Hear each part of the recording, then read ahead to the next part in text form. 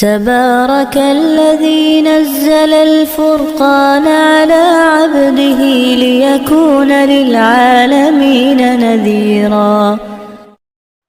بسم اللہ الرحمن الرحیم۔ قربانی کے بارے میں بہت سارے مسائل جو آج گھریلو اعتبار سے امت جو ہے وہ انٹرنیٹ سے اور لوگوں کی چلی ہوئی باتوں سے علم حاصل کر رہی ہے، تو بہت ساری غلط فہمیاں ہو رہی ہیں کہ قربانی کس پر واجب ہے۔ تو آپ اس کو سمجھنے کے لیے پہلے یہ 3 مسئلے سمجھیے۔ زکوٰۃ کس پر فرض ہے، صدقہ فطر کس پر واجب ہے، اور قربانی کس پر واجب ہے۔ زکوٰۃ کا نصاب کیا ہے؟ زکوٰۃ کا نصاب 4 چیزیں ہیں۔ پہلی چیز سونا، دوسری چیز چاندی، تیسری چیز جو ہے وہ نقدی روکڑے پیسے، چوتھی چیز ہے مال تجارت۔ سونا 7.5 تولہ، چاندی 52.5 تولہ، یا دونوں کو ملا کے 52.5 تولہ چاندی، دونوں کو ملا کے 52.5 تولہ چاندی، 7.5 تولہ سونا نہیں کرنا، 52.5 تولہ چاندی ہو جاتی ہے، تب بھی زکوٰۃ فرض۔ اور پھر روکڑے پیسے، نقد پیسے ہیں، نقد پیسے کو سونا چاندی جو ہے اس کے ساتھ ملا کے بھی نصاب ہوتا ہے، تب بھی زکوٰۃ فرض۔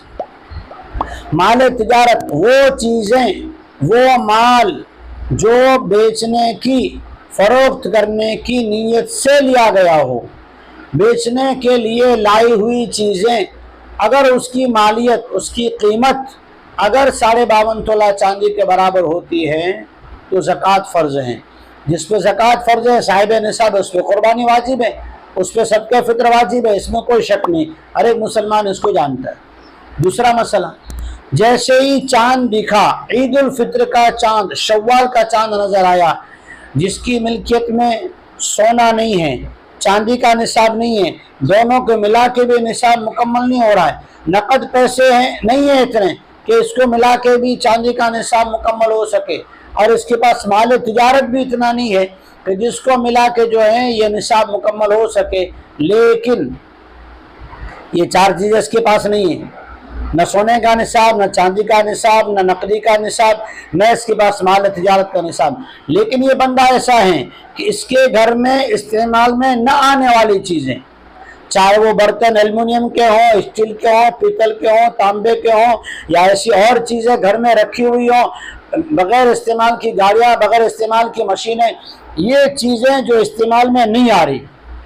اگر ان چیزوں کی قیمت ان 4 چیزوں میں سے کسی کو بھی ملا کے 52.5 تولہ ہوتی ہے، اگر ان چیزوں کی قیمت 52.5 تولہ چاندی کے برابر ہوتی ہے، اس پر صدقہ فطر واجب ہے۔ اور اگر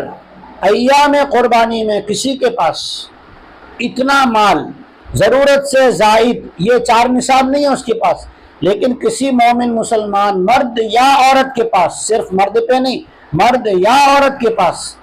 اگر ضرورت سے زیادہ استعمال میں نہ آنے والی، یوز نہ ہونے والی، وپراس میں نہ آنے والی چیزیں اتنی پڑی ہوئی ہے گھر میں کہ وہ بالکل جو ہے شوق کے لیے رکھی ہوئی ہے، تو اگر ان کی قیمت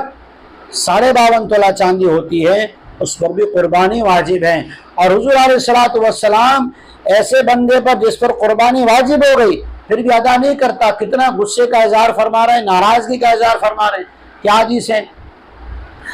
ابو ہریرہ رضی اللہ تعالیٰ عنہ فرماتے ہیں، قال رسول اللہ صلی اللہ علیہ وسلم من وجد سعة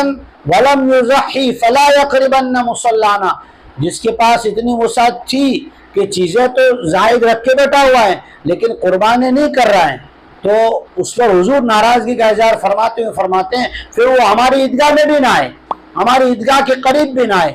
ابھی حضور نے جو ناراضگی اور غصے کا اظہار فرمایا ہے، اس سے یہ لازم نہیں ہے کہ اسے عیدگاہ میں نماز پڑھنے کے لیے نہ آؤ، نہ آنے دو، دھکا دے کے نکال دو، اعلان کر دو عیدگاہ میں نہ آئے۔ یہ ایسا ہی ہے جیسے شفقت کرنے والا باپ اپنے اولاد سے یوں کہے مجھے منہ دکھانا، میرے گھر سے نکل جا، تو باپ کا یہ ارادہ نہیں ہوتا کہ میں اپنے اولاد کا منہ نہ دیکھوں یا میری اولاد چلی جائے، اس نے جو غلطی کی ہے اس پر ناراضگی کا، بہت زیادہ ناراضگی کا اظہار کرنے کے لیے ایسے الفاظ استعمال کیے جاتے ہیں۔ اگر کوئی اس طرح آپ کے نظر میں آئے کہ قربانی نہیں کی، آپ اسے عیدگاہ سے بھگا مت دینا، اس لیے کہ حدیث کا اور حضور علیہ الصلوۃ والسلام کے فرامین کا مفہوم، معنی اور منشا اور منصب سمجھنا یہ بہت ضروری ہے۔ اللہ تعالی ہمیں اللہ کے احکامات کو پورا کرنے کے لیے خوش دلی کی توفیق عطا فرمائے۔ السلام علیکم ورحمۃ اللہ وبرکاتہ۔